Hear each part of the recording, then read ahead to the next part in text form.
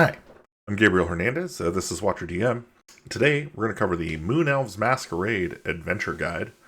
Moon Elves Masquerade is a 5e social adventure for 4 to 6 characters of 4th level. It was written by Austin Holm, and as one of our earliest adventures, we commissioned art from Jeremy Adams and Lady Lorelei, who we worked with a few other times. It starts off with the adventurers being invited to the pleasure barge of a famed hedonist, Horatio Humbert, who has heard through the grapevine that the Moon Elves are partying on the prime material plane. So, in the adventuring setting, wherever that may be. And basically, the Moon Elves are elves from the moon. This is not the Moon Elves of the Forgotten Realms setting, but instead a imagined Moon Elves that actually live on the moon. They could be somewhat related to the Moon Elves described by Kelsey Dion of Arcane Library, or maybe like their predecessors of, or potentially these are Moon Elves who didn't get ascended when the Moon Elves ascended and are just partying it up, being kind of super beings. Either way, desperate for novelty, they have taken to the lowest form of carousing, destination party tourism. And so they've gone to the prime material plane and are started throwing basically raves in the forest. And this adventure has the party going to one of these parties in an attempt to invite and secure the RSVP of the Moon Elf Prince, Claviceps Purpurea. Feel free to change the name if you do not like it, but Claviceps Purpurea is the scientific name for ergot, which is prime component in hallucinogens. So that's where the name comes from. I think acid is primarily derived from that. So that's kind of where the name comes from. The adventure summary basically breaks down into a few steps. You have the introduction, where the party is given their quest. They go to the actual masquerade where they try to get in. So they do not have an invitation. They'll either have to steal an invitation from a partygoer or somehow, bake their way in. Then there will be an investigation as to where they've gone after the party. There will be a reckoning and there will be a reward. Now, the reason the investigation happens is because at the end of the masquerade, the most charismatic party member will have their face stolen by Claviceps. This is a super fun and interesting part of the adventure, and is definitely a great moment to have your party member try and figure out how they do things without a face, or without their face specifically. So yeah, that's kind of the breakdown. In terms of the adventure hooks, of course, there's that provided by Horatio Humbert hiring the party. There's also a possibility of a bard's college seeking anthropological information about the mythical Moon Elves. An elven prince's ancestor fled to the moon, and he wants to arrange a meeting with his long-lost family. Or if you have particularly hard partying heroes, perhaps they're just on an unrelated adventure in the forest, and they run into this party. So yeah, it can be a really kind of open-ended find this party type thing. The actual masquerade itself is broken up into a number of scenes where, and I'll go over them individually, but effectively there is a scene followed by the players choosing activities that they would like to engage in, and then another scene, and then more activities, and the number of activities they can engage in will increase and kind of change as the evening goes on. And their objective is to accumulate party points, which are used to kind of measure how effective the party has been at showing these Moon Elves that mortals can party with the best of them. The Moon Elf Masquerade starts, of course, as you arrive with picking a mask. If you do not have a mask, they will provide a mask for you. And the mask that you choose has an impact on how you are perceived by the party. So if anybody chooses a fox, bird, or dragon mask, they get a +1 for good style. Picking a bull or sun mask is considered kind of whatever and gives you 0 points. An orc or a skull mask is pretty dark and will give you a -1. And anybody who picks the Moonhead mask is going to get a -2 party points for cultural appropriation.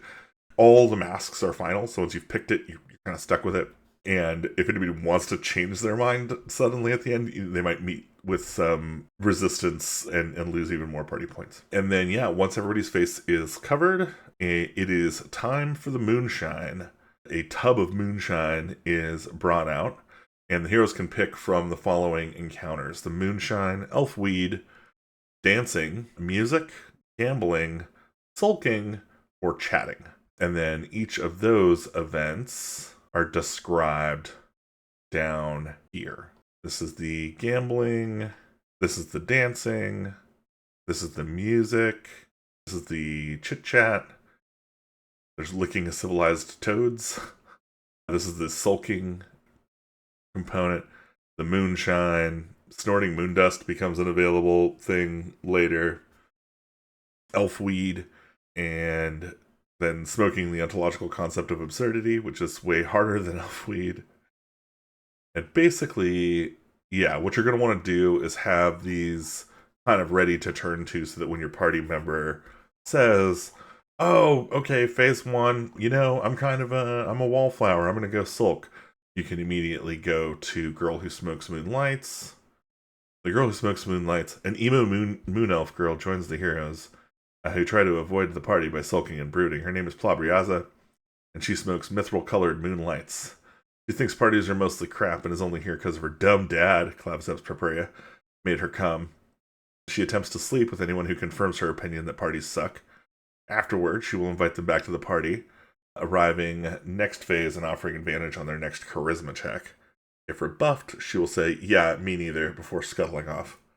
She'll actually, if anybody interacts with her, she will tuck a note into somebody's clothes, revealing how to reach the moon manor of Claviceps Purpurea from Earth. So if you find a willow tree and you go around it counterclockwise chanting his name, it'll take you up there. And so that's one of the ways for the party to get that information for the investigation part later on. So as you can see, these are, they're kind of tongue-in-cheek. They're pretty fun. But, obviously feel free to change these up a little bit. I will say the work that we put in on some of these tables is pretty worth it. For instance, if you smoke fossilized absurdity, you roll a d10 table. And if you roll a 10, for instance, revelation in a moment of superb clarity, you deliver an impromptu lecture that clearly defines a moral philosophy that is not only ethically perfect, but also economically preferable to the status quo.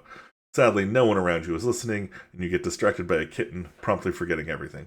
The upside is you may keep the kitten, so you get a kitten. Yeah, so these tables are pretty fun. They were super fun to put together. So that's the Moon Masks section, followed by the encounters that the party can choose. And then we go into the Wild Hunt. This is kind of a combat encounter in the sense that the party is trying to subdue a creature. The creature gets faster each time, basically each round of combat, and moves in a different way. So it starts off as a hart or a deer, and then becomes a spinning hawk, a silver light. And then if the second round doesn't take it down, it transforms into a fish and plummets towards a pond in a perfect dive. So yeah, basically you have 3 rounds to knock this thing out, and it's got a really high armor class. And if you can get it, you'll win, some party points. And then after that's done, everybody will get to choose another encounter. They can now trigger the moon dust encounter if they follow the dodgy looking elves running off into the shadows. That is the snorting moon dust encounter here. Get lost, square, lose a party point. If you give into the peer pressure, you end up making some unhealthy choices and rolling on this table, which has some pretty fun stuff in it. Once you finish that, you go on to Mooncake, where cake is served, then on to another encounter, chosen by the players. I think Moondust, Licking Civilized Toads, and Smoking Absurdity are all available in this phase, in addition to the rest of the stuff. So a couple more options on the table. And then, I love a little poetry, is the poetry reading, where you've got some haikus that the NPCs will read. The party is encouraged to make up their own haikus. Anything that makes reference to the moon is, considered pretty fashionable. So good to go to make up haikus there. It could be a fun little exercise. And then the party will go through one more round of activities before they are... when the poetry reading is over, play 2 encounters of the hero's choice from the list. In the Mooncake encounter, then go to the prizes encounter. And so prizes are handed out. And there's a couple of things that'll be handed out here. I think one of them is a bottomless jug of wine, and the other is like a waffle that melts because it's made of snow. It's made of like snowflakes. And then they go off to the investigation. The investigation is just about figuring out how to get to where Claviceps Purpurea is, as he has stolen the face of one of the party members. Here's some ways to get clues for how to get them, unless you already have the information by checking your pockets. And then once you get to the moon, there is the reckoning, which is a little moon monologue that Claviceps gives. Then there is a high stakes, low gravity fight. These are running, jumping, standing jump tables for how jumping and running works on the moon. So yeah, you can use this anytime you're doing moon adventures. Like you can basically change the effects of jumping and running, and basically everybody has feather fall on the moon. Once you've defeated him, he'll basically surrender and just give the party kind of whatever they want and ask them to leave. This is the Claviceps Purpurea Moon Prince stat block. I think he is a challenge rating 3, so he is not a hard fight by really any means. And this encounter is mostly, again, this whole adventure is largely intended and designed to be just a lot of fun social interactions and getting your party to really enjoy kind of the silliness of the fantasy of it.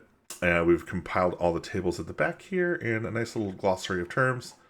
And yeah, that is the adventure, Moon Elves Masquerade. I hope you had a great time watching this video. There are more to come. If you've enjoyed watching this video, feel free to hit the like button. If you like our videos at all, you should subscribe and click the bell icon to be notified when more come out. Otherwise, you can support us by purchasing our products at DriveThruRPG, itch.io, or watcherdm.com, or you can join our Patreon at patreon.com/watcherdm. Thanks so much, and I'll see you in the next one. Stay weird.